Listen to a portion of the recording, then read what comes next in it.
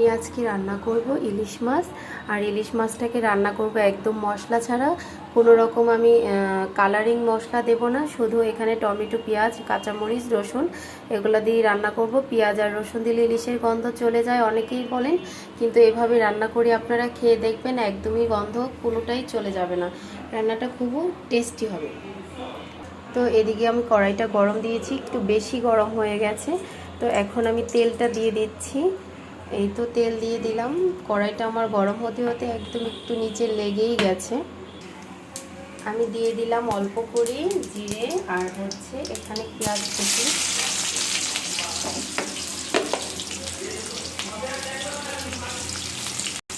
এই যে পেঁয়াজটা আমি ভেজে নিচ্ছি, এখন একটু নরম নরম হবে, তারপরে আমি এখানে টমেটো কুচি দিয়ে দিব। আস্তে আস্তে হোক। পেঁয়াজটা ব্রাউন কালার হয়ে গেছে, এখানে দিয়ে দিলাম আমি 1 টেবিল চামচের মতো রসুন। অনেকে ভাববেন ইলিশ মাছ আবার রসুন পেঁয়াজ দিয়ে কে খায়। হ্যাঁ, ইলিশ মাছ সবভাবেই খাওয়া যায়, শুধু একটু টেস্টের ভিন্নতা থাকবে, এছাড়া আর কিছুই না। তো দেখুন, আমি যেভাবে রান্না করতেছি এভাবে আপনারা ট্রাই করে দেখতে পারেন, একদম চেটে পটে খেয়ে নেবেন 2 থাল ভাত। আমার কিন্তু পেঁয়াজ আর রসুনটা ভালো করেই ভাজা হয়ে গেছে, দেখছেন ব্রাউন কালার হয়ে গেছে। এখন আমি দিয়ে দিলাম টমেটো কুচি।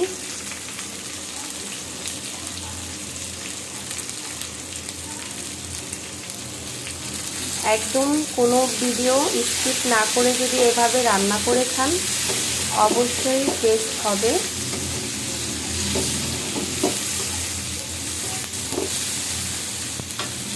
তো নরম হয়ে যাবে, আমি অল্প করে লবণ দিয়ে দেব।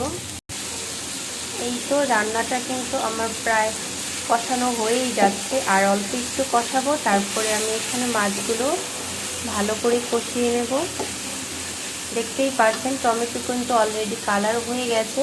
আপনারা যদি শুকনো মরিচের গুঁড়া খেতে চান দিতে পারেন, আমি কাঁচা লঙ্কা দিয়েই রান্না করব, কিন্তু হলুদ দেওয়া যাবে না, এই রান্নাটা হলুদ ছাড়াই করতে হবে। মশলাটাকে আমি সুন্দর করে আর একটু কষাবো। তো এখানে অল্প করে জল দিয়েছি, যাতে এই যে টমেটো 2-1টা আস্ত আছে এটাও যাতে একদম গলে যায়। এরপরে মাছ দিয়ে দেব। এই তো মশলাটা কষানো হয়ে গেছে, এখন আমি দিয়ে দেব এই যে তরতাজা যে ইলিশ মাছ।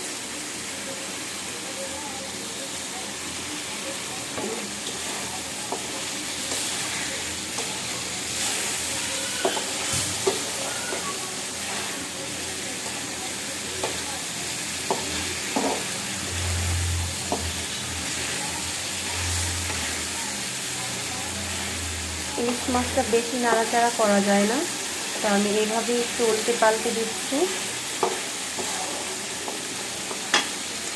দিয়ে দিব উপর দিয়ে কাঁচামরিচ।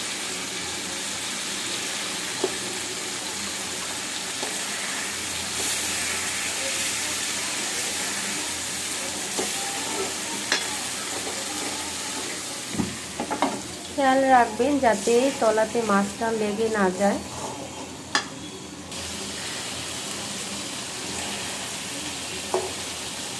দেখলেই মনটা ভরে যায়, এত সুন্দর রান্না।